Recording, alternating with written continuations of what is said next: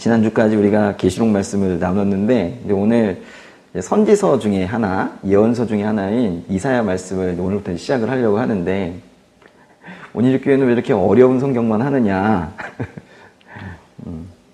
사실은 계시록 말씀은 저도 어렵지만 왜 했냐면 계시록이 갈기갈기 찢어져 있어서 각 교회들에서 너무 망가져 있어가지고 이 작은 교회에서도 한번 살려보고 싶었던 거고요.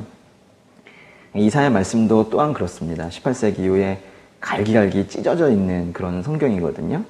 아주 신뢰도가 툭 떨어져 있고 아주 망가져 있는 그런 성경이어서 1970년대 이후부터 이걸 다시 살려내려는 움직임들이 많이 있었는데 왜 망가졌는지 왜 살려내는지 이런 부분들은 뭐 좀 이따 얘기합시다. 근데 그래서 이 이사야 말씀을 꼭 다시 이 작은 교회에서라도 불을 한번 지펴봐야 되겠다 싶어서 이제 말씀을 준비하려고 하는데 이게 이제 이사야 말씀은 당시의 시대 상황을 좀 알아야지 사실은 이해가 되거든요. 사실은 제가 하고 싶은 말씀은 40장 1절이에요. 한번 펴보실래요? 이사야서 40장 1절. 제가 하고 싶은 말씀이니까 저만 혼자 읽어보겠습니다. 그렇죠? 40장 1절에 이렇습니다. 위로하라, 내 백성을 위로하라, 너희의 하나님께서 말씀하신다. 그래서 주님께서 저에게 위로하라 라고 이제 말씀을 하시는 것 같고, 그래서 지금 너무도 힘겨운 그런 과정 중에 있는 여러분을 제가 위로하고 싶거든요.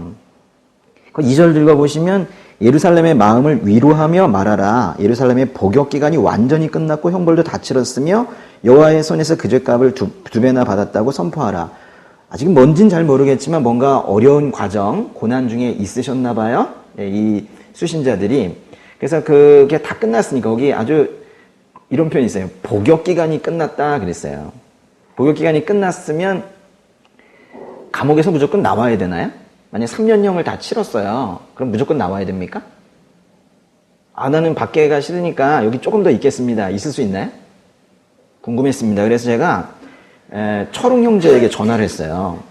여기 온리주교에 나오다가 지금 이제 교정직에 합격을 해가지고 지금 교도소에 배치되어 있는 그 친구에게 전화를 했어요. 그랬더니 선생님 너무 어려운 질문입니다. 뭐 이러면서 한참 동안 연구를 해가지고 저에게 다시 전화를 줬어요. 그래서 형법제 몇 조 뭐 이러면서 연락을 했는데 무조건 나가야 한답니다. 왜냐하면 자기가 며칠 더 감옥에 밥을 먹다가 나가고 싶다 이래가지고 그렇게 용서했다가 그렇게 허용을 했다가 나중에 저기서 나를 내보내지 않고 나를 부당하게 잡아두려고 했다. 또 이렇게 말이 바꿔지면 골치 아프지 않느냐 이래가지고 무조건 내보낸다고 그러더라고요. 복역 기간이 끝나면 무조건 나가야 된다는 거예요. 뭔가 우리가 어떤 대가를 치르고 나서는 그 다음에는 무조건 나가야 된다. 이것은 뭔가 고난 가운데 있었지만 하나님의 은혜로 그 시간이 끝나고 나면 무조건 회복이 된다라는 거거든요. 내가 너를 이제는 힘들었으니까 회복시켜 줄게 라는 말씀을 지금 40장부터 하고 있는 건데, 그래서 그런 말씀을 여러분에게 전하면서 위로하라 하고 지금 이사야에게 하나님께서 명령을 내리고 계시는 거거든요. 그래서 이제 위로하라 이렇게 이제 말씀을 드리고 싶은데, 위로하겠다 하고 싶은데 위로하겠습니다. 그러면 여러분이 위로가 되냐는 거예요. 그래서 이걸 좀 잘 알려드리고 싶어서, 제 마음으로는 잘 가르쳐드리고 싶어서 이제 하려고 보니까 이것도 가르쳐드려야 되겠고, 그 전에 요것도 미리 좀 백그라운드로 이제 배경도 좀 알려드려야 되겠고 하다 보니까 이제 그래서 이사야 말씀을 다음 주부터 하기로 제 마음을 먹었고, 오늘은 이사야서 말씀을 듣기 위한 작업을 좀 하려고요. 제가 또 오늘 이 말씀을 또 드리기 위해서 얼마나 고민이 많았겠어요.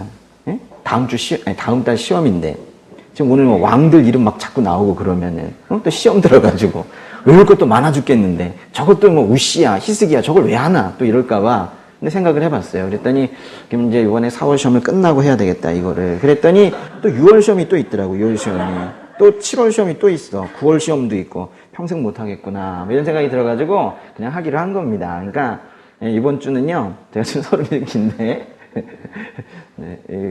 이 설교 듣는 중에 시험 드는 분들이 있을까봐 제가 좀 미리 이렇게 좀 여러 가지 말씀을 드리는 거예요. 그렇지만 다음 주부터 이렇게 같이 나누게 될 이사야 말씀을 아주 충분히 이해라기보다는 그 이사야서 말씀에 있는 하나님의 마음을 그대로 우리가 받아들이기 위해서는 충분히 소화해내기 위해서는 오늘이 좀 필요한 것 같아서 오늘 조금 설명을 드리려고 그래요. 역사 얘기 좀 해드리려고 그럽니다. 일단은 여러분 그 성경책은 오늘 무조건 있으셔야 되고 성경책의 옆에 여기 보면 그 한 글자씩 이렇게 되어 있잖아요. 찾아보기 쉽게. 거기 중에서 아가서 다음이 뭔지 보세요. 아가서 다음이 이사야서 말씀인데 뭐라고 되어 있어요? 이라고 되어 있지 않고 사 그랬죠. 그거 한번 적어볼까요? 예, 사 다음에 뭐예요? 렘, 그 다음에 에, 겔, 단. 예. 사람이 결단해야 된다고요. 그랬죠? 사람이 결단해야죠. 근데 아까지 붙이면 돼. 아, 사람이 결단해야 되는구나. 그거예요. 아, 사람이 결단이에요. 그 다음에 뭐 나와요? 호, 그 다음에 뭐예요? 습, 말. 예. 몰라서 물어본 줄 알죠? 이렇게 한번 끊어보세요. 끊어보시면은 사람의 결단, 호요랑 오요 및 나합스 학승말 그런데 여기 끊어보시면은 이 앞에 5개가 이거를 우리가 대선지서다 이렇게 불러요. 대선지서. 한번 오늘 적어보세요. 예. 그리고 이제 이 뒷것들을 뒤에가 몇 개예요? 3개가 4개 있으니까 총 12개죠. 예. 소선지서라고 그래요. 소선지서가 총 12개가 있습니다. 그래서 선지서가 총 몇 개예요? 17개가 있는 겁니다. 이 선지서라고도 하고 예언서라고도 하는데요. 이것만 하더라도 구약 성경은 반 될 거예요. 그러니까 이 선지서에 대한 이해를 좀 오늘 하도록 하겠습니다.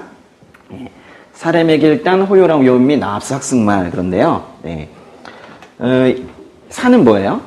이사야서고요. 이거는 예레미야서입니다. 이건 예레미야서랑 같이 가는 예레미야 애가고요. 이거는 에스겔, 이거는 다니엘, 호세아, 요엘, 아모스, 오바댜, 요나서, 미가서, 나훔, 하박국, 스바냐, 학개, 이거 뭐예요? 스가랴, 말라기 이렇게 되죠, 그죠? 근데 이 중에서 요 이사야서 이제 오늘 좀 볼 텐데요. 이사야서. 그리고 이제 요 호세아서, 요엘서, 아모스서, 요나서, 미가서. 요 지금 동그라미 친 것들 있죠. 요게 같은 시대예요. 같은 시대라고. 그리고 또 어떤 게 또 같은 시대냐면 이거 나머지 있죠. 예, 이거 파란 걸로 렘의 결단 그리고 여기 오바댜 그리고 요 나훔과 하박국 스바냐 요것도 이제 또 같은 시대예요. 같은 시대고 요 나머지가 또 이제 다른 시대고 그렇습니다. 예. 역사 얘기 좀 해드릴게요. 예. 오늘은 뭐 그 설교를 듣고 눈물이 난다거나 감동이 있거나 이러진 않을 거예요. 그렇죠? 오늘은 정보 제공하는 날입니다. 예. 기원 후가 있어요. 그리고 이제 기원 전이 있는데 기원 후 1세기예요. 이제 기원 후 1세기에 세례 요한이라는 사람이 있었어요. 아십니까? 세례 요한? 예, 세례 요한이 마치 선지자처럼 예언자처럼 구약의 예언자는 아니지만은 세례 요한이 예수님 오실 길을 예비하는 자로서 하나님께서 보냈습니다. 그래서 예수님을 알아보는 그래서 메시아를 알아보는 선지자로서 신약에도 한 사람 요 사람이 나오는 거예요. 그런데 그걸로 끝나는 줄 알았더니 1세기 끝날 즈음에 사도 요한이 이름은 같지만은 다른 사람이겠죠? 사도 요한에게도 그 나중에 최후에 있을 이 역사의 마지막 때에 있을 일을 또 예언하라 이래가지고 또 사도 요한도 예언자처럼 하나님께서 사용을 하셨습니다. 그래서 주신 게 뭐예요? 그게 바로 계시록인 거죠. 그렇죠? 그래서 계시록이 나온 거예요. 그래가지고 1세기에도 뭔가 이런 신약에서도 선지자, 예언자적인 역할을 하는 사람들이 있는데요. 이제 여기 있는 사람들은 다 이제 구약의 선지자들이고요. 여기 이제 바로 앞에 기원전 1세기가 있고 기원전 2세기, 3세기, 4세기 이만큼 있습니다. 기원전 1세기, 2세기, 3세기, 4세기 이거 다 기원전이에요. 여러분 아시죠? 요 400년 정도인데요. 요 400년 동안은 우리 성경에 없어요. 아십니까? 400년의 이야기가 성경에 없어요. 이게 말하자면 이제 성경이 침묵하는 시간입니다. 성경이 침묵한다는 건 뭐냐면 하나님께서 예언자들을 통해서 이 땅에 메시지를 선포하는 걸 중단하셨다는 거예요. 그래서 이때에는요 선지자도 없어요. 즉 예언자도 없는 시기가 바로 이 400년입니다. 그래서 한참 있다가 세례요한이 이렇게 나오게 된 거예요. 이제 그 앞에 이제 5세기가 있겠죠? 6세기가 있겠고, 7세기, 8세기, 9세기, 10세기 이렇게 되겠죠, 그렇죠? 그리고 이제 앞으로 이제 한참 이렇게 가다 보면은 아마도 기원전 1446년 정도에 또 중요한 사건이 하나가 있는데요. 기원 후 1446년에는 무슨 일이 있어요? 훈민정음 반포 있죠. 예.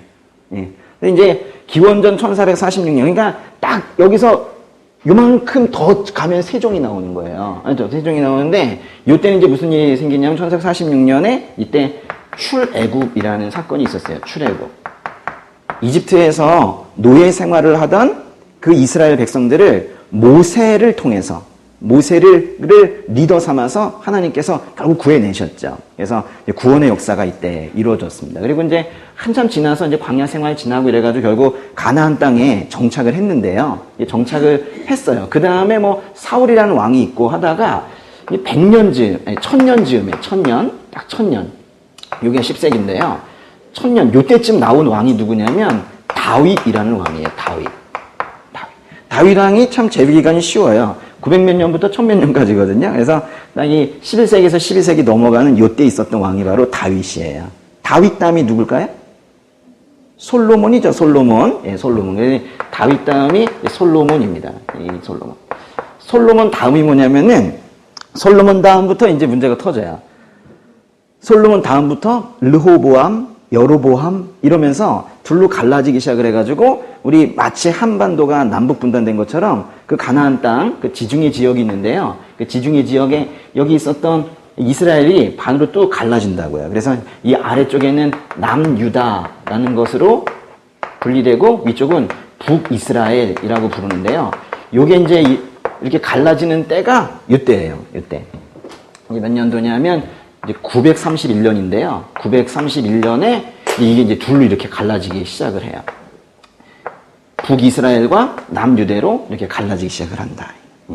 그래가지고 이 북이스라엘, 여기가 언제까지 가냐면요. 위쪽에서 아수르라는 데가 쳐들어와가지고, 오랑캐가 쳐들어와서 북이스라엘을 멸망시킬 때까지 여기 계속 가게 되는데요. 그게 언제까지 가느냐? 여기 이제 9세기고, 8세기면 요쯤 가겠네요. 그죠? 8세기면 722년까지니까. 722년. 예.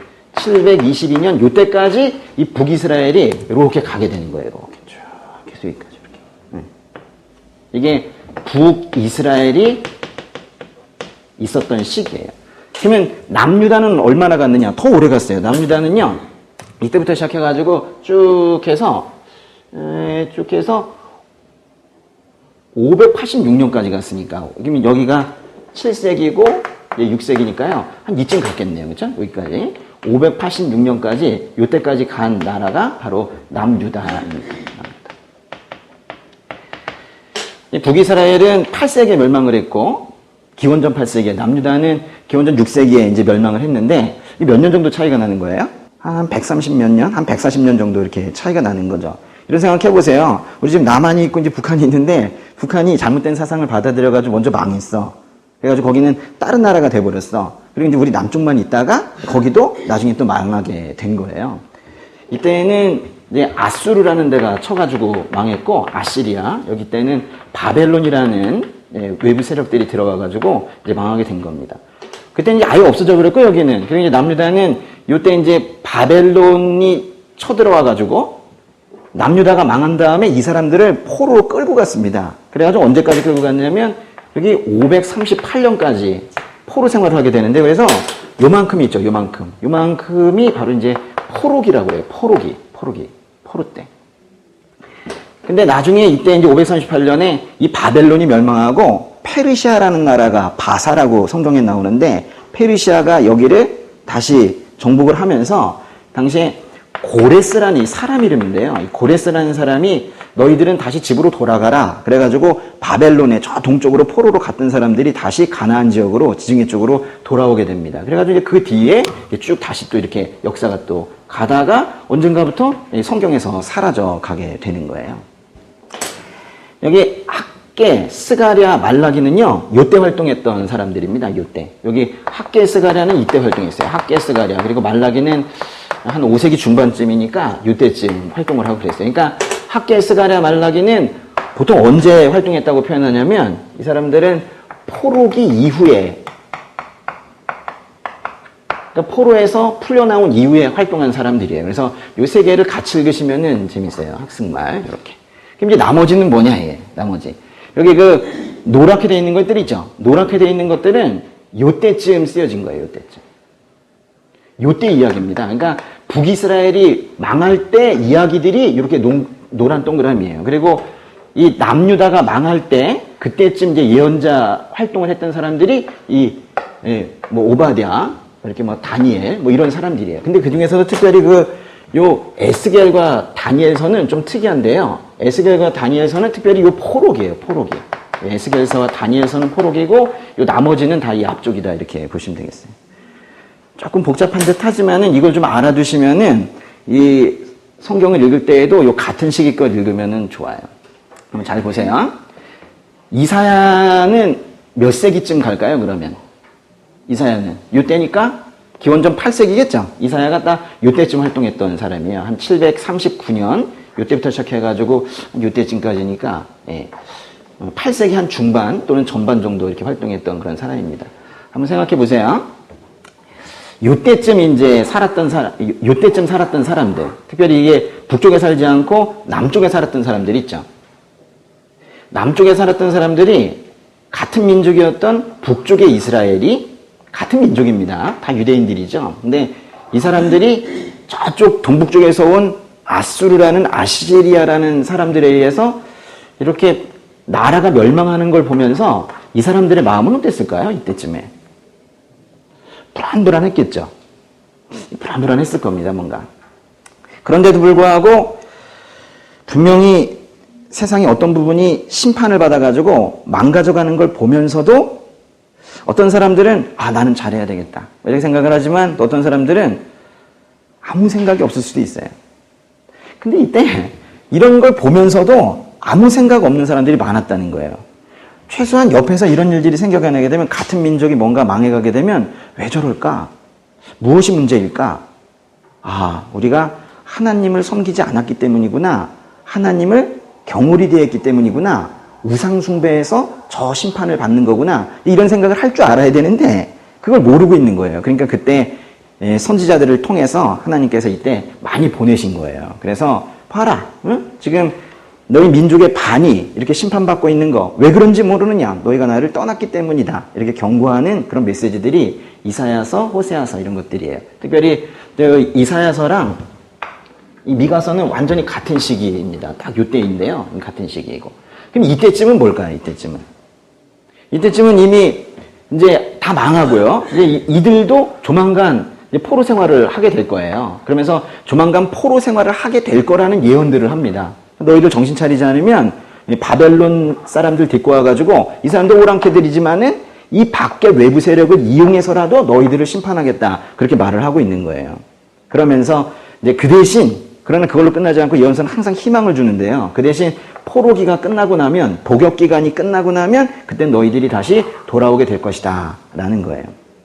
이때는요 이제 바벨론이 포로로 잡혀가면서 이때 이들이 예루살렘에 가지고 있었던 성전이 다 파괴가 되거든요. 우리도 그게 좋은 현상은 아닌데 예배당에 가면 좋은 게 있어요. 예? 교회에 가면 좀 마음이 편하고 뭐 이런 게 있단 말이에요. 근데 당시에 이 사람들은 이 이스라엘 백성들은 예루살렘에 있었던 그 성전에 들어가 있으면 마치 하나님 품 안에 들어가 있는 것 같은 그런 생각을 했었다고요. 그러다가 성전에서 나오면 떨어져 있는 것 같은 뭔가 이 성전을 하나님의 임재처럼 그렇게 생각을 했었어요. 근데 이 포로기에 있었던 사람들은 성전이 파괴된 소식을 듣고 왔거든요. 이 사람들은 다시 이제 돌아가야 되는데 돌아가도 뭐 아무것도 없죠. 왜냐하면 성전이 없기 때문에 그 가나안 땅 다시 돌아가도 거기는 자신들의 땅이라는 인식이 별로 없는 거예요. 그래서 이때 이제 돌아가자마자 그래 다시 이제 성전 건축을 다시 이제 시작을 하는데 이제 성전 건축할 때 그거를 독려하기 위해서 또 선지자들을 보낸 것이 학계, 스가랴, 말라기 뭐 이런 것들입니다. 이런 선지자들이에요. 이런 흐름 속에 있는 겁니다. 당시에요. 이제 8세기에 이제 들어가게 되면 요때 이 남유다의 왕 중에서 우시야라는 왕이 생겨요. 우시야. 그 다음에 요담이라는 왕이 있고요. 요담.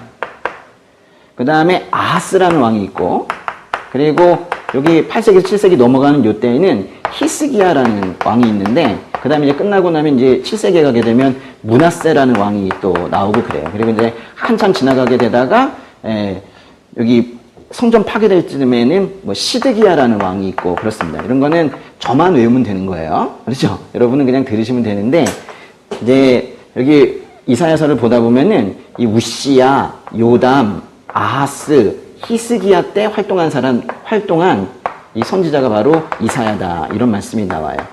이사야서 1장 1절 가보세요. 이사야서 1장 1절. 그걸 뭐라고 돼 있어요? 이것은 유다왕 우시야, 요담, 아하스, 히스기야 시대에 아모스의 아들 이사야가 유다와 예루살렘에 대해 본 이상입니다. 그랬죠? 이상이라고 되어 있는데 개역개정에서는 뭐 계시 이렇게 되어 있는데요. 이거 전체 다 합치면 뭔 뜻이냐면 8세기다 뭐 이런 뜻이에요. 기원전 8세기. 좀 다른 말로 한다면 예수님 오시기 800년 전 이런 뜻인 거죠. 한 7, 800년 전 되는데요. 예수님 오시기 한 7, 800년 전에 있었던 선지자가 이사야다라는 거예요. 이사야서는 좀 어려운 느낌이 있지만은 사실은 우리에게 이미 매우 익숙한 그런 책이기도 해요. 많이 들어봤던 말씀이 있습니다. 1장 펴졌으면 1장 18절 보세요. 1장 18절에 자 와서 우리 함께 판가름해 보자. 여호와께서 말씀하신다. 비록 너희 죄가 주홍빛 같더라도 눈처럼 희게 될 것이다. 비록 그 죄가 지렁이처럼 붉어도 양털처럼 될 것이다. 우리 보통 개역개정 버전에 많이 익숙해져 그런데 개역개정에 이렇게 돼 있죠. 여호와께서 말씀하시되 오라 우리가 서로 변론하자. 너희의 죄가 주홍 같을지라도 눈과 같이 희어질 것이요 진홍같이 붉을지라도 양털같이 희게 되리라 했는데 이거 성만찬할 때 많이 들었던 그런 말씀이죠. 좀 뒤에 가서 이사야서 7장 잠깐 보세요. 이사야서 7장 14절. 이거는 성탄절 때 많이 나옵니다. 그죠? 이사야서 7장 14절에 보시면 그러므로 주께서 친히 다윗 왕실의 표적을 주실 것입니다. 보십시오. 처녀가 잉태해 아들을 낳고 그를 임마누엘이라 부를 것입니다. 처녀가 잉태하여 아들을 낳을 것이요 그의 이름을 임마누엘이라 하리라. 이 말씀도 어딘가에서 봤었죠? 9장으로 가볼까요? 9장 6절. 9장 6절도 참 많이 본 거예요. 한 아이가 우리를 위해 태어났다. 우리가 한 아들을 얻었다. 그의 어깨에는 주권이 있고 그의 이름은 기묘자, 모사, 전능하신 하나님, 영원하신 아버지, 평화의 왕이라 불릴 것이다. 개역개정에서는 뭐 평강의 왕, 영존하신 아버지 이런 표현 쓰고 있는데요. 또 조금 볼게요. 40장. 40장에 3절 한번 보세요.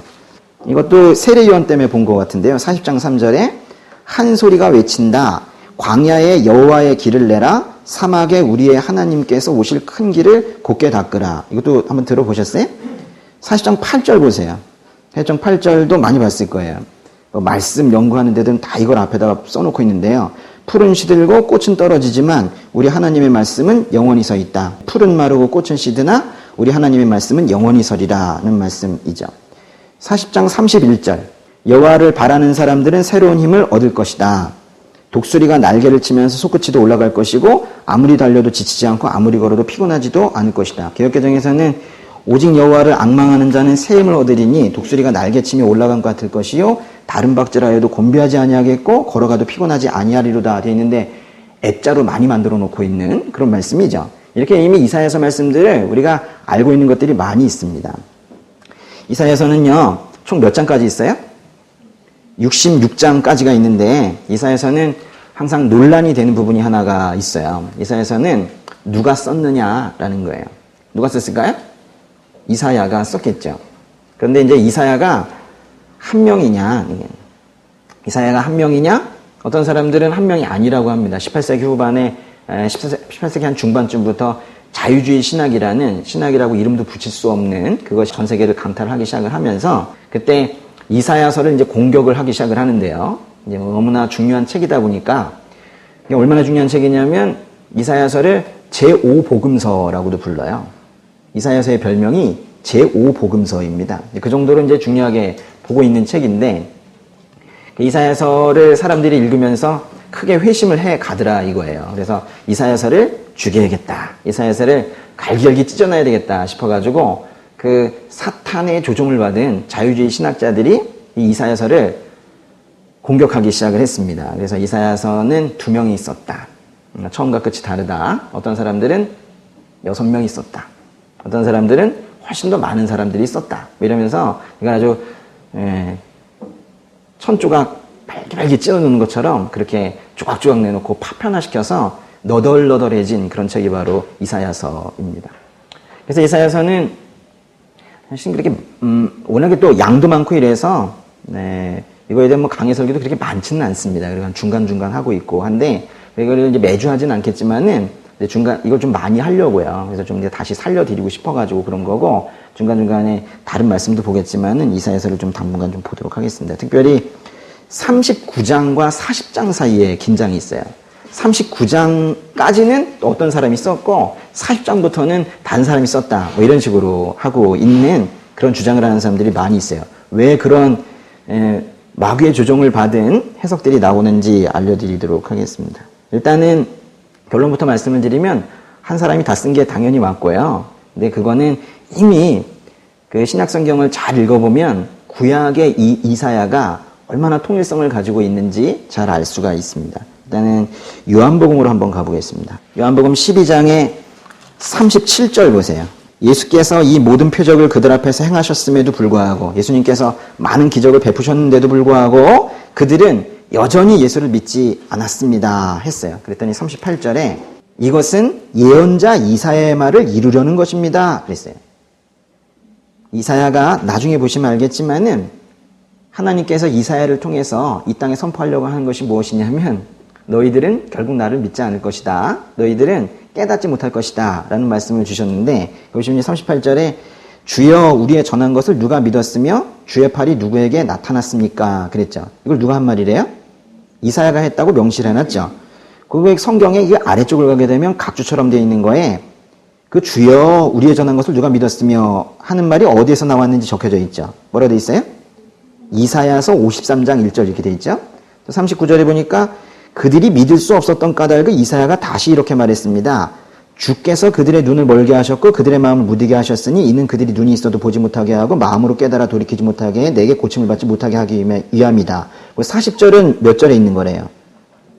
6장 이사야서 6장 10절에 있다는 거죠. 41절 그래서 이사야가 뭐 이렇게 말한 것은 이러면서 계속 이사야라는 명칭을 지금 두고 있는데 거기 보시면은 두 개의 말씀이 하나는 53장에 있고 하나는 6장에 있는데 그것을 지금 다른 사람이 썼다 하지 않고 다른 이사야 그러지 않고 이사야가 6장 말씀도 했고 그죠? 이사야가 쓴 게 53장 말씀이기도 하다 이거죠. 만약에 그 이사야서를 발기발기 찢어놓고 싶은 그 사람들의 주장대로 39장까지는 어떤 이사야가 썼고 40장부터는 다른 이사야가 썼다면 복음서에 이런 말씀이 나오기는 힘들겠죠. 그러니까 복음서까지 다 부정하고 싶은 그런 세력들이 있는 겁니다. 참으로 무섭게도 신학 안에 그런 것들이 많이 들어와 있고 교회 안에 들어와 있는 거예요. 밖에보다 더 무서운 것이 이 안쪽에서 잘못 가르치고 있는 것들입니다. 그 펴놓은 김에 한번 좀 보시면은 그 요한복음 12장 41절에 이사야가 이렇게 말한 것은 그가 예수의 영광을 보았기 때문입니다. 그랬거든요. 아니 이사야가 어떻게 예수님을 봅니까? 이사야가 예수의 영광을 보았기 때문입니다. 그래서 예수를 가리켜 이런 예언을 했습니다. 라고 했는데요. 요거는 어디에 있는 말씀이래요? 이사야서 6장 10절? 그 위에 있는 게 이사야서 6장 10절이래요.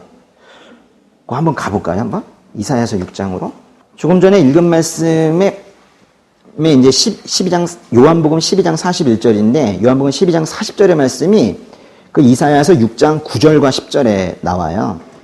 그런데 오늘 우리가 이제 볼 6장 1절 말씀 있잖아요. 한번 볼까요? 6장 1절부터 보세요. 6장 1절에 보시면 우시야 왕이 죽던 해에 나는 드높은 보좌에 앉으신 여호와를 보았다 그랬어요. 그 6장을 시작하는 6장 1절에는 이사야가 지금 누굴 봤습니까? 여호와 하나님을 봤죠. 그거를 요한복음 사도 요한은 요한복음을 쓰면서 이사야가 본 것이 예수의 영광을 봤다라고 해석을 해 놓은 거예요. 그러니까 말하자면 예수님을 만난 사람들은 이사야가 하나님을 보았다고 했지만 이사야가 실제로 본 것은 이 땅에 인간의 육신으로 내려오시기 전의 성육신 하기 전에 예수님을 본 것이라고 말을 하고 있는 거예요. 하나님도 예수님도 영혼에서 영혼까지의 존재이기 때문에 이사야는 분명히 예수를 보았다라고 얘기를 한 거예요. 그래서 이사야라는 저자에 대해서 저에게 소개하라고 하면 이사야는 예수님을 만난 사람이다. 전 그렇게 소개를 할 것 같아요. 이사야는 예수님을 만난 사람이다. 바울이라는 분도, 사도 바울도 이사야서를 통해서 많은 가르침을 주고 했었는데요. 한번 로마서로 한번 가볼까요? 로마서 10장으로 가보겠습니다. 그래서 제가 오늘 조금 과제를 좀 드리는데요. 시간이 없으시면 좀 나중에 하시더라도 꼭 적어 놓으셨다가 같이 읽으셨으면 좋겠는 게 있는데요. 이사야서와 같이 읽었으면 하는 책들 한번 적어보세요. 이사야서와 같이 읽으면 좋은 것이 딱 같은 시기에 똑같은 상황을 전하고 있는 이 미가서입니다. 미가서. 그래서 이사야서와 미가서는 짧으니까요. 미가서 먼저 읽고 이사야서 읽으면 더 빠를지도 몰라요. 그래서 미가서 같이 읽으시면 좋겠고, 또 요한복음 같이 읽으시면 좋습니다. 요한복음에 이사야 말씀이 많고요. 심지어 이사야라는 명칭을 주고 있고, 이사야서의 많은 예언들, 이것이 결국 요한계시록에서 성취되는 걸 우리 계시록 공부하면서 이미 많이 봤었어요. 그래서 요한계시록을 또 같이 읽으시면 좋고, 또 하나가 지금 보시게 될 로마서입니다. 로마서. 그래서 그거를 같은 세트로 읽으시게 되면은 여러분 그 안에 숨겨져 있는 하나님의 메시지를 이해하는 것이 훨씬 더 쉬울 거예요. 바울이 쓴 로마서 10장으로 가보겠습니다. 10장의 15절 보시면요. 또 보냄을 받지 않았으면 어떻게 전하겠습니까? 기록되기를, 여긴 지금 이사야라고 표현하지 않았지만 기록되기를 좋은 소식을 전하는 사람들의 발이 얼마나 아름다운가라고 한 것 같습니다. 그런데 좋은 소식을 전하는 사람들의 발이 얼마나 아름다운가는 어디에서 인용한 거래요? 밑에 각주처럼 되어 있는 거 보세요. 이사야서 52장 7절이네요. 또 계속 읽어보시면 그러나 그들 모두가 다 복음에 순종한 것은 아닙니다. 이사야는 주여 우리의 전한 것을 누가 믿었습니까? 이사야 시대 때 이사야가 하나님의 말씀을 선포하지만 백성들이 하나도 듣지 않고 회개하지 않았거든요. 지금 그 말씀을 계속 하고 있는 건데, 그거는 또 16절은 이사야서 53장 1절에 있다고 하죠. 여기도 이사야라는 명칭을 명확하게 써놨죠. 이런 거 알고 계셨습니까? 이사야서를 이렇게 신약성경에서 많이 쓰고 있다는 거. 이사야라는 명칭 자체가 나오는 것도 22군데나 되는데 이사야서의 말씀을 인용한 것이 250군데나 됩니다. 신약성경에. 그러니까 이사야서를 잘 읽게 되시면은 나중에 신약성경에 있는 것이 풍성해지고 하나님의 마음을 이해하는 것이 지금보다는 한 단계 위가 될 거예요. 그래서 이사야서를 조금 어렵더라도 공부하는 것이 좋겠다 이거예요. 그 로마서 좀만 더 보세요. 로마서 10장 16절 보셨는데 17절 보시면 그러므로 믿음은 들음에서 나고 들음은 그리스도의 말씀에서 납니다. 그렇다면 내가 묻겠습니다. 그들이 듣지 못했습니까? 물론 그렇지 않습니다. 그리고 쭉 넘어가시다 보면 10장 20절에 또 나와요. 20절에 또 이사야가 아주 담대하게 말하기를 나를 찾지 않는 자들을 내가 만나주고 내게 구하지 않는 자들에게 내가 나타났다 그랬죠. 그러면 말씀의 의미는 우리 나중에 좀 보시겠지만 이렇게까지 사도 바울도 복음을 선포하는데 이사야의 말씀을 계속 인용해 가면서 이렇게 말씀을 전했다는 거예요. 그런데 제가 그 많은 말씀 중에서도 이사야서 말씀을 좀 저랑 같이 여러분과 나누고 싶은 가장 큰 이유는 사실은 이사야서의 위기를 극복하는 것도 있지만은 예수님께서 좋아하셨던 책이기 때문에 제가 같이 보고 싶어진 겁니다. 우리 지금 그 생명의 삶에서 누가복음 계속 묵상하고 있었는데요. 누가복음을 묵상을 하다가 특별히 제가 이사야서를 꼭 이번에 같이 나누고 싶었던 거예요. 예수님께서 이사야서를 읽었다는 내용이 성경에 있는데 혹시 아십니까? 누가복음 가보세요. 4장의 16절 가보세요. 16절. 예수님께서 40일 동안 아무것도 드시지 못하고 광야에서 마귀의 시험을 받으신 후에 성령의 능력을 입어서 그 다음에 이제 갈릴리로 돌아오셨습니다. 근데 누가복음 4장 16절에 이래요. 예수께서 자신이 자라나신 나사렛에 오셨습니다. 안식일이 되자 예수께서 늘 하시던 대로 회당에 가셔서 성경을 읽으려고 일어나셨대요. 당시에는 지금 따진다면 뭐 교회인데요. 각 지역마다 회당이 있었습니다. 그럼 그 회당에 그 두루마리로 되어 있는 그 성경들이 있었단 말이에요. 지금처럼 우리가 일일이 하나씩 이렇게 가지고 있는 시대가 아니기 때문에 그 회당에 있는데 거기 가가지고 이제 대표로 한 분이 읽어요. 이게 사실 돌아가면 있긴 하는데요. 당시에 예수님께서 이제 읽을 때가 된 거예요. 그래서 예수님께서 읽으시려고 하는데 17절에 보세요. 뭘 꺼내셨어요? 예언자 이사야의 두루마리를 건네받으시고 두루마리를 펼쳐 이렇게 기록된 것을 찾아 읽으셨습니다. 이런 부분 볼 때 벅차지 않습니까? 이사야서를 예수님께서 읽으셨다는 거예요. 특별히 이 부분을 18절 보세요. 주의 영이 내게 내리셨다. 이는 하나님께서 내게 기름을 부으셔서 가난한 사람들에게 복음을 전파하도록 하기 위해서다. 그러니까 예수님께서 이 땅에 오신 것이 가난한 사람들에게 복음을 전파하기 위한 것이래요. 이거는 재정적 가난뿐만이 아니라 영적 가난을 다 포함을 하는 겁니다. 하나님께서는 포로된 사람들에게 자유라는 건 죄사함을 얘기하는 건데요. 못 보는, 영적으로 육적으로 못 보는 사람들에게 다시 볼 수 있음을 치유하신다는 것이고, 억눌린 사람들에게 해방을 선포하기 위해서 예수님께서 이 땅에 오셨다는 거예요. 이게 누가복음의 주제 문장인데 아십니까? 이게 누가복음의 주제 문장입니다. 19절까지 주의 은혜의 해를 선포하도록 하기 위함이다 그랬어요. 누가복음 전체 주제 문장이 이 4장 18절과 19절인데 이 4장 18절과 19절은 또 밑에 각주를 보시니까 어디에서 인용했대요? 이사야서 61장 1절 이하 그랬는데 1절과 2절인 겁니다. 이사야서 61장 1절과 2절이 누가복음 전체의 주제 문장이라고요. 예수님께서 이 땅에 오신 이유를 나는 소외받는 자, 아픈 자들, 가난한 자들을 너희들을 구하기 위하러 왔다라는 말씀을 하실 때 이사야서 말씀을 가지고 하셨다는 거예요. 그걸로 끝나지 않으시고 20절에 보시면 예수께서는 두루마리를 말아서, 그러니까 이사야서를 이렇게 말았나 봐요. 시중 들던 자에게 돌려주시고 자리에 앉으셨습니다. 그랬더니 회당 안에 있던 모든 사람의 눈이 일제 예수를 주시했는데요. 21절에 그러자 예수께서 그들에게 말씀을 시작하셨습니다. 이사야서를 딱 읽으시고 이사야서 61장 1절과 2절을 읽으시고 그 다음에 뭐라고 선포하신 거예요? 오늘 이 말씀이 너희가 듣는 자리에서 이루어졌다. 구원자가 왔다. 나다. 라고 말씀을 하신 거예요. 다른 어떤 이유보다도 이사야서를 예수님께서 읽으셨다는 거, 그러니까 뭔가 공통 자료를 가지고 있다는 것만으로도 저희는 많이 가슴이 벅찼고요. 그래서 이사야서를 내가 꼭 더 깊이 한번 읽어보고 싶다 이런 마음이 든 거예요. 제 마음처럼 되시고 계신가요? 도대체 이사야라는 사람이 누군가? 이사야는요 일단 결혼을 했습니다. 그러니까 아내가 있겠죠. 두 아들의 이름이 있는데요. 그 이사야서로 다시 가겠습니다. 왔다 갔다 막 하는데요. 이사야서 7장으로 가보세요. 이사야서 7장 3절에 이사야가 결혼을 했고 아들이 있다는 게 정확합니다. 이사야서 7장 3절이 이랬습니다. 그러자 여호와께서 이사야에게 말씀하셨다. 너와 네 아들 이름이 뭐예요? 스알야숲. 참 부르기도 어려웠을 것 같은데요. 스알야숲아. 스알야숲은 세탁자의 들판 길가에 있는 윗저수지의 수로 끝으로 나가서 아스를 만나고 그랬는데 스알야숲이라는 아들이 있었어요. 스알야숲이 뭔 뜻이냐면요. 남은 자가 돌아올 것이다 라는 거예요. 남은 자들이 돌아올 것이다. 남은 자가 회개할 것이다 라는 거예요.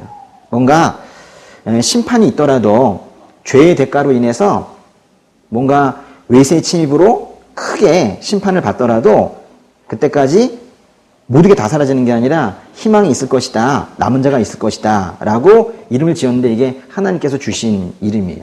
8장 3절로 가보세요. 또 한 명의 아들의 이름이 나오는데요. 그리고 내가 여예언자를 가까이 했는데 그 여예언자는 아내입니다. 아내 이름은 나오지 않고 여예언자라고만 나오는데요. 그러니까 임신해서 아들을 낳았습니다. 맨 끝에 보니까 3절의 끝에 이름이 뭐래요? 이건 더 힘들 것 같아요. 그죠? 얘는 밥 먹으라 못하겠습니다. 그죠? 마엘살랄 하스바스 그래요. 마엘살랄 하스바스. 거기서 이제 마헬이라는 말은 빠르다는 뜻이거든요. 그리고 하스라는 말도 마헬도 그렇고 하스라는 말도 다 빠르다는 뜻이에요. 그럼 중간에 있는 살랄과 바스는 뭐냐? 살랄이나 바스는 다 노획물, 전리품 뭐 이런 거예요. 그러니까 전쟁 가가지고 빼앗아 온 거 있죠. 이런 거예요. 그러니까 뭐 뜻이냐면 마헬 살랄은 빠르다 전리품이, 하스바스 빠르다 노획물이 뭔 뜻이냐면 뭔가 전쟁터에서 쳐들어가가지고 빨리 이겨내고 노획물을 가져간다 이런 뜻이에요. 이거는 이스라엘 백성들이 그렇게 한다는 게 아니라 이스라엘 백성들이 이렇게 당할 거다라는 거예요. 너희들이 손도 쏠 수 없을 만큼 외세가 와서 너희의 죄의 대가를 그들을 이용해서 치를 텐데 그들이 와서 너희들을 이렇게 노획할 것이다 라는 거예요. 그래서 아들이 둘이 있는데요. 하나는 심판의 경고의 이름이고 하나는 희망의 메시지를 주는 그 이름을 가지고 있는 두 아들을 가지고 있는 겁니다. 다시 1장으로 가보겠습니다. 이사야서 1장. 일단은 1절에 아까 봤듯이 우시야, 요담, 아하스, 히스기야 시대 때 살았다라는 것은 기원전 8세기 중엽쯤에 살았다라는 건데요. 당시 이제 상황이 어떤 거냐면요. 1장의 3절 보시면 황소도 자기 주인을 알고 나귀도 자기 주인의 구유를 아는데 이스라엘은 알지 못하고 내 백성은 깨닫지 못하는구나 이랬어요. 보세요. 소나 나귀는요. 뭔가 지금 명민한 판단을 할 수 없는 그런 가축들 짐승들인데 그런 존재들조차도 자기 주인을 안다는 거예요. 근데 여기 보면 내 백성은 하나님께서 주인이라는 걸 깨닫지 못하고 있다라는 거예요. 사실은 뭐 이때뿐만이 아니라 지금 이 시대에 말씀하시는 거랑 똑같죠. 그렇죠? 예. 하나님께서 이 땅의 주인이시고 천지의 주인이시고 이 창조주 하나님께서 우리 생명의 주인이시고 한 것을 당시의 사람들은 이사야 시대 때는 모르고 있다라는 거예요. 그래서 이거는 황소도 알고 나귀도 모르는데 너희는 모른다라는 건 다른 말로 하면 너희는 황소만도 못하고 나귀만도 못하다, 짐승만도 못하다라고 얘기를 하고 있는 거예요. 엄청난 사실 신랄하게 지금 죄를 고발하고 있는 그런 내용인데요. 5절에 가보세요. 왜 너희는 계속 반역해 매를 더 맞으려고 하느냐? 왜 너희는 내 말을 거역하느냐? 응? 왜 하나님 조롱하고 사느냐? 라고 좀 얘기하는 거예요. 근데 그걸 갖다 매를 맞았다라는 표현을 쓰고 있어요. 6절에 보시면은 발바닥부터 머리까지 상한 곳이 없구나. 상한 곳과 멍든 곳과 새로 맞은 상처뿐이구나 그랬어요. 그러니까 뭔가 이 백성들의 지금 현재 상태를 피멍이 든 상태로 지금 얘기하고 있는 거예요. 그것이 뭐 일이 잘 안 되고 그래가지고 빚을 지고 뭐 이런 게 아니라 아주 죄악 가운데 가득히 있다라는 거예요. 죄악 가운데 있다라는 겁니다. 그래서 심지어는요 1장 13절에 보시면 너희 그런 식으로 나 믿으려면 교회 나오지도 마라. 이게 13절에 뭐라 그랬냐면요. 더 이상 헛된 재물을 가져오지 말라 그랬어요. 응? 헌금한다고 되는 거냐? 아니다. 이게 재물 타는 냄새도 역겹다 그랬어요. 초하루와 안식일과 집회 선포를 견딜 수 없다. 주일에 예배 다 드린다고 해서 그게 내 마음 흡족한 줄 아느냐? 그 얘기예요. 악을 행하면서 성회를 여는 것은 참을 수 없다. 악을 행하면서 예배 드리는 게 뭔 소용이 있느냐? 이렇게 말씀하시는 거예요. 예배 드리는 것에 대한 환상을 버리시라는 거예요. 예배만 드렸으면 뭔가 하나님께서 받으셨겠지. 아니라는 거예요. 13절, 14절도 보세요. 너희 초하루와 정한 절기들 나는 그것들이 싫다 그랬어요. 뭐 해가지고 뭘 이것저것 기념한다고 하는데 다 귀찮다는 거예요. 그래서 심지어 뭐라 그러시냐면 그것들이 내게는 뭐 만든대요? 짐만 될 뿐이래요. 너희가 하는 행동들 하등의 나에게 도움이 되는 게 없다. 너희는 그냥 짐이다. 이게 짐이다. 그러니까 하나님께 순전한 마음 들이지 못하고 그냥 교회만 왔다 갔다 의식에만 참여하는 것을 지금 이렇게 신랄하게 지금 비난을 하고 계시는 거예요.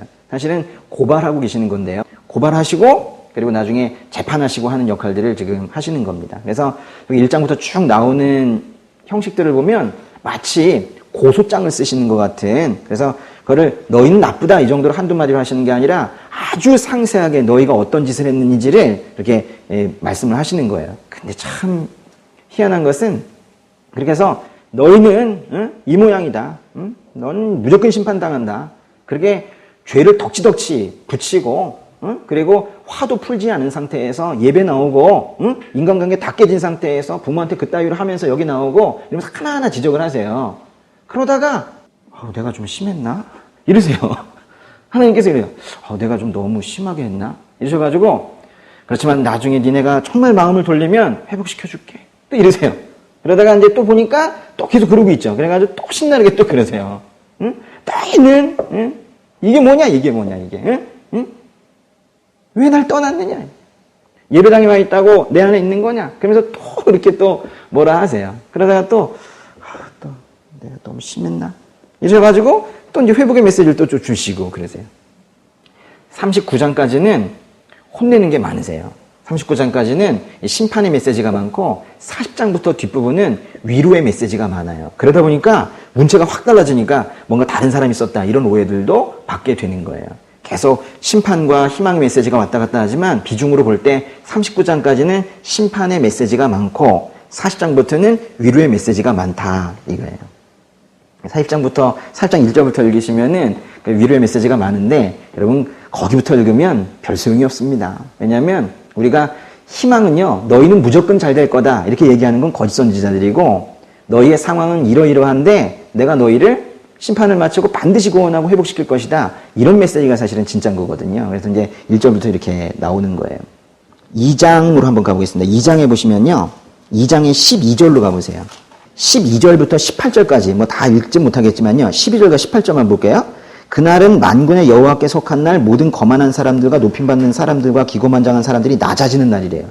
뭔가 지금 여기 아주 심각한 메시지가 나오는데요. 2장 12절에 보면 그날, 그게 어떤 날인지 모르겠지만 그날에 모든 어떤 교만한 사람들이 다 낮아진대요.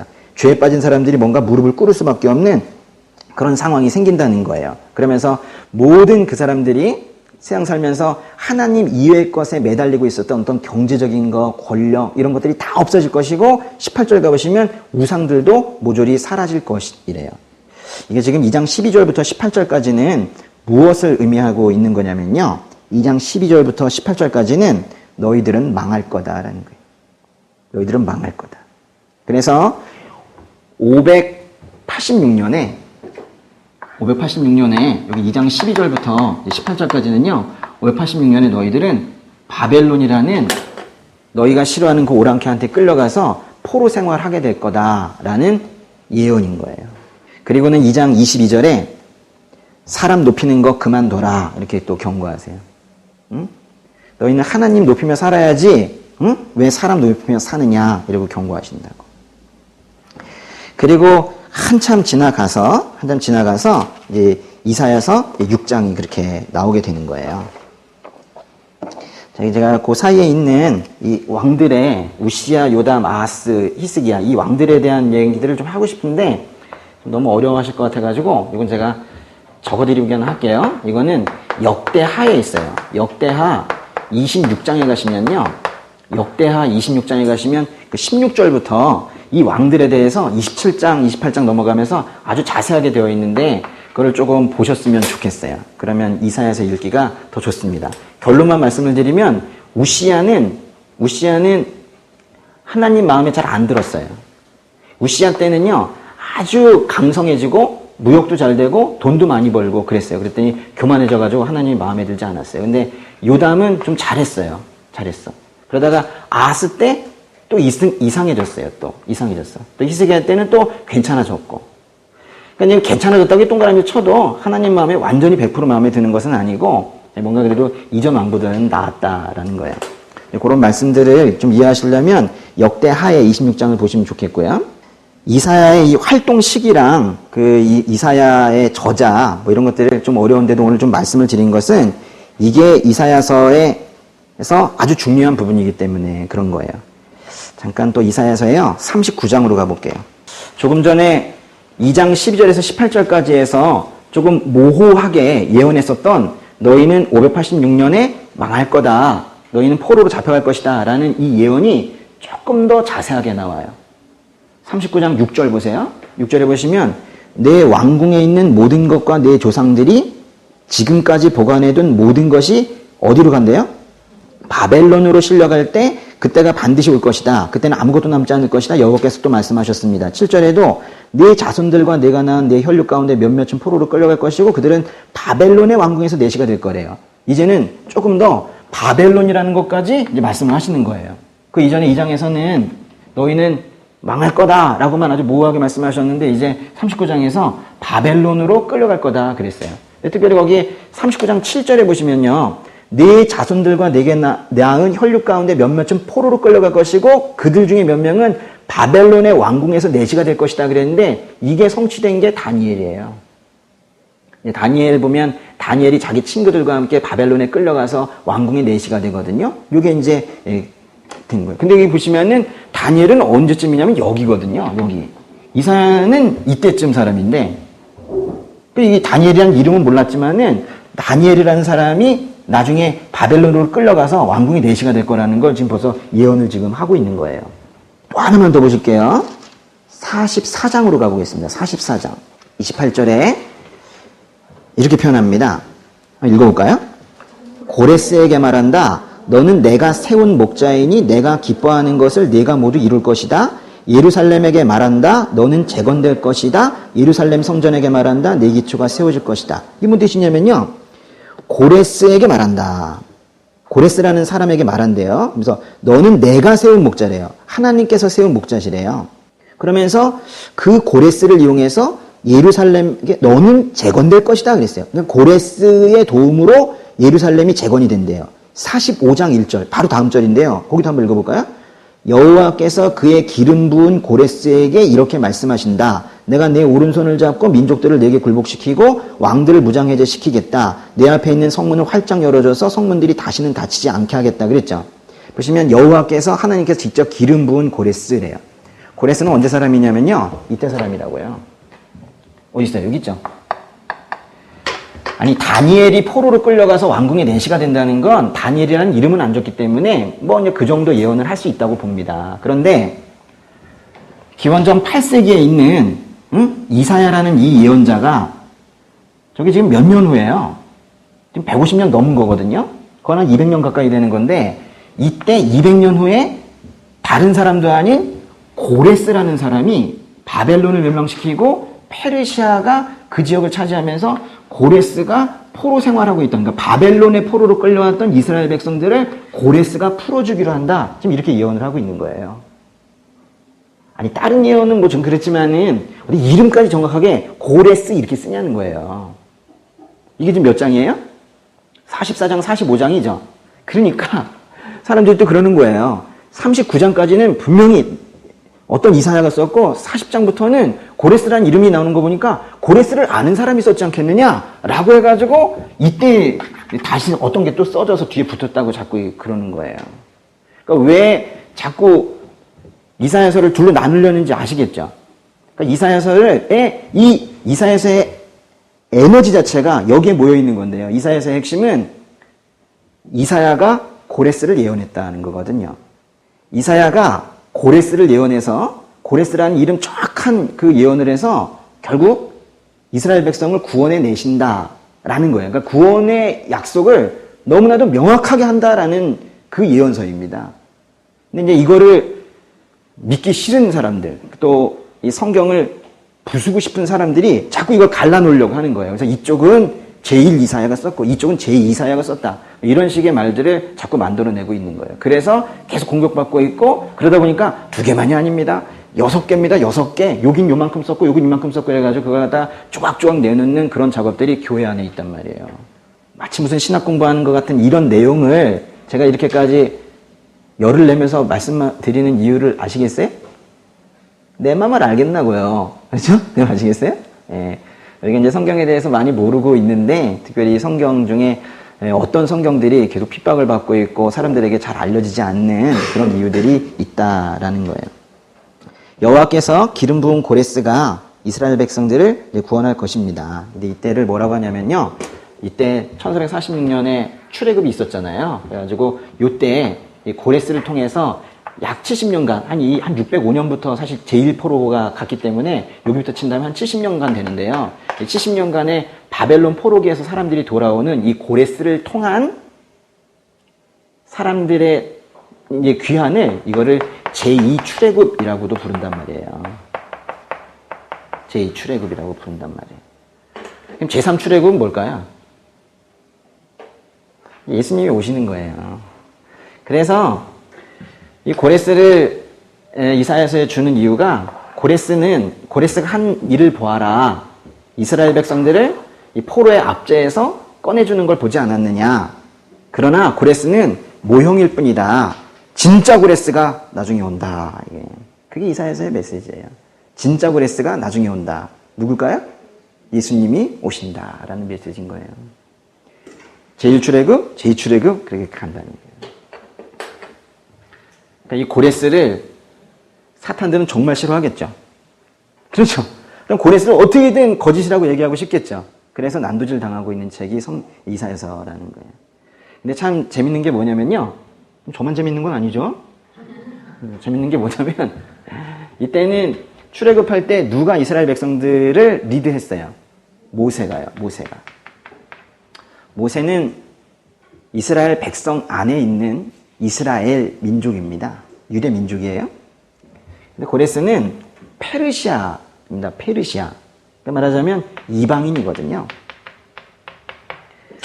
그러니까 하나님께서 하시는 일을 보라는 거예요. 하나님께서 처음에는 이스라엘 백성을 살리기 위해서 이스라엘을 이용했어요. 이스라엘의 모세를 이용했는데 그 다음에는 이스라엘 백성을 출애굽시키기 위해서 다시 저 압제 속에서 이 험난한 이 삶 속에서 죄악 속에서 꺼내기 위해서 이방인을 사용하신 거예요. 그럼 고레스는 하나님을 알았느냐? 몰랐습니다. 하나님께서 일하시는 방법이 사람들은 잘 모르지만은 자신도 모르게 하나님의 일을 하고 있는 사람들이 참 많아요. 이방인으로서. 하나님 몰라요. 교회도 한번 안 가봤지만은 어떤 이들의 구원을 위해서 어떤 다른 제3의 이방인들이 그렇게 사용이 되고 있는 거예요. 그러니까 여러분의 구원을 위해서 밖에 있는 누군가가 사용이 되고 있다니까요. 그게 하나님께서 일하시는 방법인 거예요.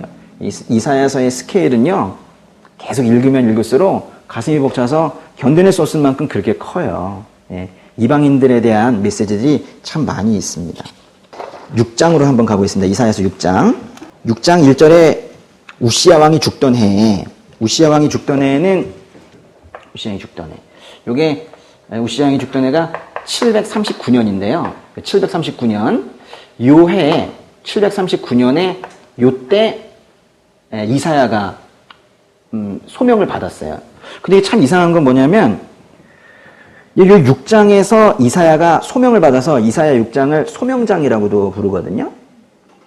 보통 다른 선지서들은, 이 많은 선지서들은 다 1장에 소명이 나와요. 응?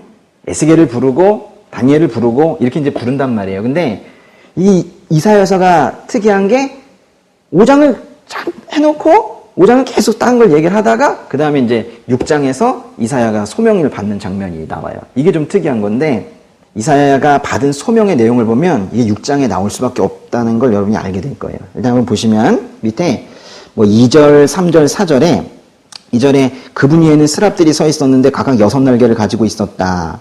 그러니까 이사야가 처음 이제 하나님의 환상을 보는데 그 옆에 그 어떤 천사적인 존재들이 있는 거예요. 그리고 3절에 보니까 그 스랍들이 그 영적 존재들이 거룩하시다, 거룩하시다, 거룩하시다, 완전히 거룩하시다는 건데요. 그리고 이제 4절에 그들이 얼마나 크게 외치는지 문설주들이 흔들리고 성전이 연기로 가득 찼대요. 그래서 이사야가 소명을 받기 전에, 이제 선지자로서 삶을 살기 전에 뭔가 하나님의 환상을 보고 그 옆에 어떤 천사적인 존재들이 우르릉쿵 우르릉쿵 하는 이런 모습을 보게 된 거예요. 그랬더니 5절 한번 읽어볼게요. 내가 말했다. 아, 내게 재앙이 있겠구나. 내가 죽게 됐구나. 나는 입술이 더러운 사람인데 입술이 더러운 사람들 사이에 내가 살고 있는데 내 눈이 왕이신 만군의 여호와를 보았으니 그랬어요. 그러니까 이제 이사야가 이제 민족의 패역을 이미 알고 있었고 하나님께서 진노하셨다는 것도 알고 있었는데 그걸 딱 보고 나서 하나님께서 이사야를 부르는데 이사야가 제일 먼저 한 말이 뭐냐면 아, 나도 죽는구나 라는 거예요.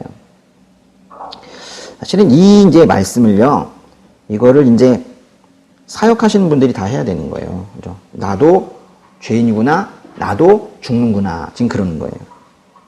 그러니까 이 6장 5절에서 이사야 자신이 죄인임을 아주 크게 깨달은 거예요. 여기 보시면은 죄인을 깨닫기 전에 지금 뭐가 있냐면요. 그 앞에 하나님의 영광을 본 거예요. 좀 뭐, 영광이라고 하면 좀 어려운 말이긴 하지만은 하나님의 크심이 있죠. 이 하나님의 이 크심, 이거를 본 거예요. 그러니까 이제 그 다음에 자기가 깨닫게 된 게 뭐예요? 죄인인 걸 깨닫게 된 거예요. 여러분, 이 흐름이 매우 중요합니다, 이게. 자기가 죄인이냐 아니냐를 잘 깨닫지 못하는 사람은 하나님에 대한 오해가 있어서 그런 거예요. 하나님께서 얼마나 크신 분인지, 얼마나 거룩하신 분인지 그걸 판단하지 못하기 때문에 그런 거예요. 하나님의 거룩함을 자신의 더러움과 이렇게 비교해서 볼 수 있는 사람은 분명히 자신을 죄인이라고 고백을 하는데요. 자기가 어떤 사람인가를 판단을 할 때 많은 사람들이 이렇게 하죠. 쟤보단 낫다. 사람과 많이 비교하고 또 혼자는 스스로 자기를 또 비교해요. 그래서 자신의 주관적인 판단으로 이 정도면 괜찮은 사람 아닌가 이렇게 생각을 한단 말이에요.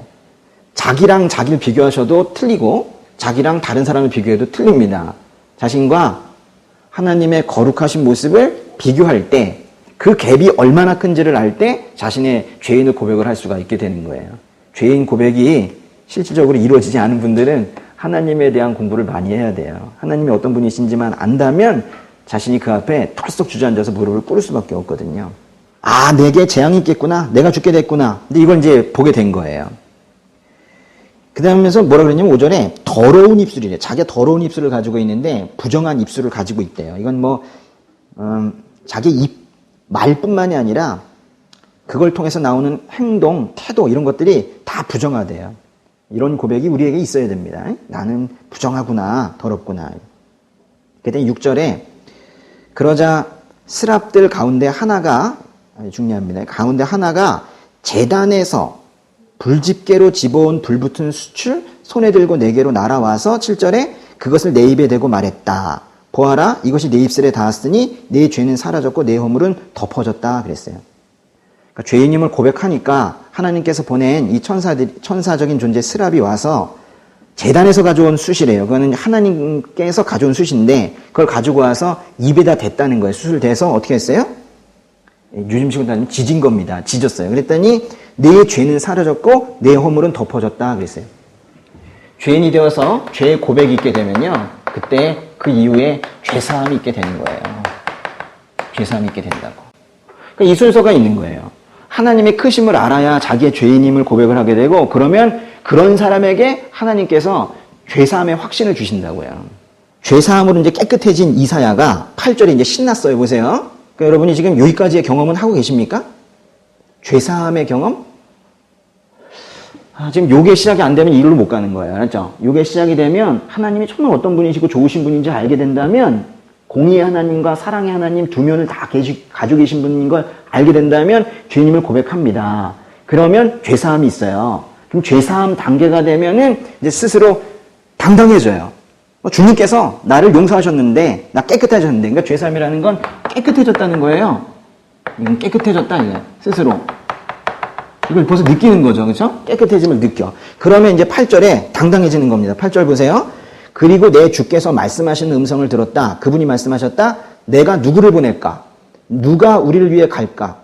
이게 뭐냐면 민족들에게 가서 이 예언을 할 사람을 지금 선지자로 지금 부르고 있는 거예요.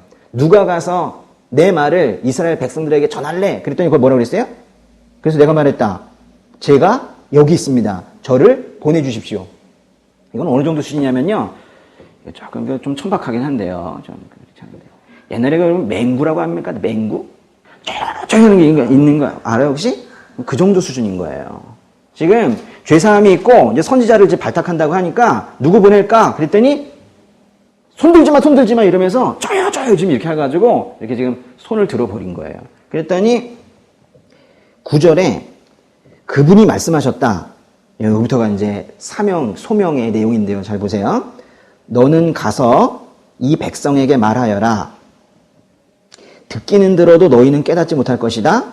보기는 보아도 너희는 알지 못할 것이다. 이 백성들이 마음을 둔하게 하고 귀를 어둡게 하고 눈을 감기게 하여라.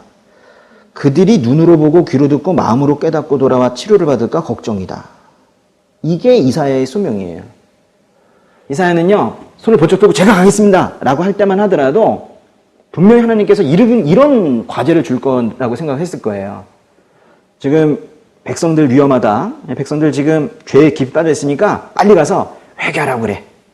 그래서 이제 열심히 가서 하나님께서 날 통해 너희들에게 회개하라고 지금 전하셨어. 이렇게 이제 멋있게 하려고 그랬는데 하나님께서 뭐라고 했냐면 회개해봤자 회개 안 할 거라는 거예요. 너 가서 말은 하는데 하나님 얘기 내 말 하는데 못 알아들을 거다. 그러니까 너는 가서 계속 말해. 말은 하는데 하나도 못 알아들어. 너의 사역은 실패할 거야. 이렇게 얘기하는 거예요. 이런 소명을 받는 예언자가 없어요. 근데 힘이 쭉 빠지는 거죠. 네가 아무리 얘기를 해도 저 사람들 마음이 둔하고 눈이 멀고 귀가 어두워서 하나도 듣지 못할 거다. 지금 그렇게 지금 얘기를 하고 있는 거예요. 이사야의 마음이 어땠을까요?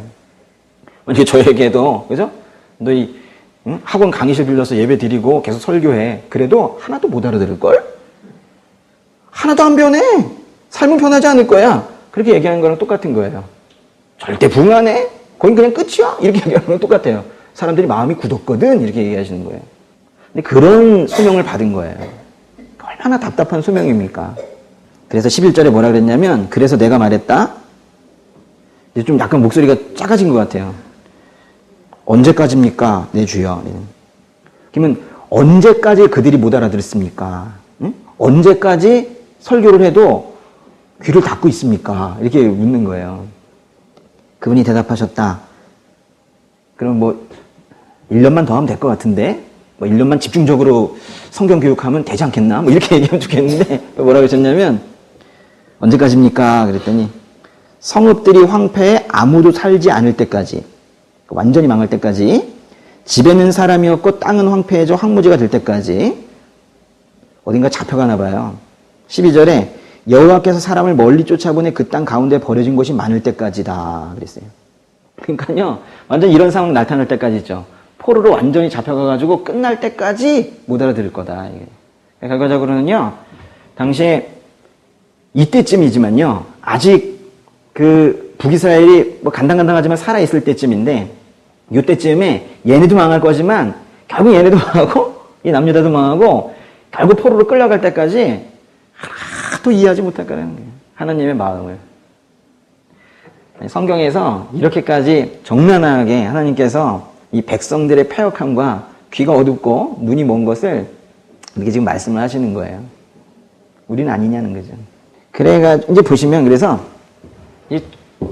참 답답한 노릇인데 죄사함이 있어가지고 저야저야 그래가지고 이제 기분이 좋아가지고 부르심에 응답을 한 거예요. 이제 부르심에 이제 순종을 했단 말이에요. 그리고 나서 이제 이렇게 사역을 하는 이런 과정인데 뭐 이 과정은 뭐 맞습니다. 근데 이 사역의 내용이 지금 너무 이사야에게는 큰 도전이고 힘든 일이라는 것이죠. 근데 저는 요거를 이렇게 적어보면서 어떤 생각했냐면 이렇게 가는 사람들이 있어요. 사실은 이제 하나님의 크심도 잘 모르고 자신은 괜찮다고 얘기하고 능력 있대. 그래서 죄 용서함에 그 확신도 없으면서 어느 날 뭐 기도하다가 부르셨대요. 또 목사님께서 설교를 하는데 자꾸 자기를 말하는 것 같더래. 느낌이 좋았대요. 그래가지고 이제 부르셨다고 착각을 해가지고 이렇게 이제 사역을 가는 사람들이 있어요. 이 착각이죠, 이게 착각. 이런 사람이 많다는 것을 발견한 이후에 제가 얼마나 마음이 아팠을까요? 그죠? 또 어떤 사람들이 있냐면요. 이렇게 가는 사람들이 있어요. 이건 뭐냐면, 내가 노래를 좀 잘하는데? 찬양 사역해야 되겠다. 난 좀 말 잘하는 것 같아. 그럼 설교하는 것 같은데? 인간적 판단이 있죠. 인간적인 어떤 지표로 자기 뭘 잘한대. 이래가지고 바로 이렇게 가는 경우가 있어요. 또, 이건 주변에서 부추기기도 해요. 집사님은 신학하셔야 될 것 같아요. 이러면 이제, 3-4번만 들으면 가야지? 이러다가, 이제, 누가 또 얘기하고 그러면 가는 거예요. 지금, 교회가 이래요. 이래서 지금 문제인 거예요. 여러분도요, 근데 사역이면은, 지금 이 마이크 들고 있는 이게 사역이냐? 그거 얘기하는 건 아닙니다. 지금 사역이라고 한 거는요, 달란트 말하는 건데요. 달란트가 뭐게요? 달란트는 하나님께서 주신 일이란 뜻이에요. 하나님께서 그 사람이 감당할 수 있을 만큼 주신 일이에요. 하나님께서 주신 일. 이건 공부하면서도 있는 일이고, 사업하면서도 있는 일이고, 가정주부에게도 있는 일이고, 사역자에게 이렇게 목회하고 있는 사람에게도 주어지는 일이고, 모두에게 다 해당이 되는 일이에요. 그런데 그거를 이렇게 격가지로 들어가면 안 된다는 걸 얘기하는 거예요. 하나님께서 이 일을 주신 것 같은데? 그럼 막 해. 또, 내가 공부를 좀 잘하는 것 같은데 시험 볼까? 나 말 잘하는 것 같은데 영업할까? 이러면 안 된다는 거예요. 모든 시작은 하나님의 영광을 보는, 하나님을 잘 알아서 하나님께서 얼마나 크신 분인지 창조주 하나님에 대한 이해가 깊은 다음에 그 다음에 이런 과정을 거쳐서 저기까지 가야지 그냥 가는 건 사기입니다. 그렇게 살면 안 된다는 걸 얘기하는 거예요. 그 이사야서에요. 지금 이제 소명까지 보셨는데 참 중요한 책입니다. 그래서요. 이사야서 1장부터 39장까지 또는 40장부터 조금 내용이 달라지긴 하는데 이 뒤에 이제 40장부터 66장까지 볼까요? 1장부터 39장 또 40장부터 66장. 이 39권이죠. 이 몇 권이에요? 27권이죠. 우리 딱 그 성경이 이렇게 돼 있지 않습니까? 구약이 몇 권이에요? 구약이 39권, 신약이 27권. 그렇죠? 뭐 공교롭게 그렇게 되었는지 하나님께서 그렇게 만드셨는지 모르겠습니다. 응? 그렇지만은 이 뒷부분이 다 회복에 대한 내용이에요. 예수님께서 오신 그 신약 성경의 내용이 바로 회복 아닙니까? 다 이렇게 돼 있는 거예요. 그래서 이 40장부터 66장까지를 뭐라고 하냐면 이것도 별명이 있어요. 이거는 구약의 신약이다 이런다고요. 그죠? 구약의 신약이다. 그러니까 얘기했었죠? 구약의 신약이다 이런다.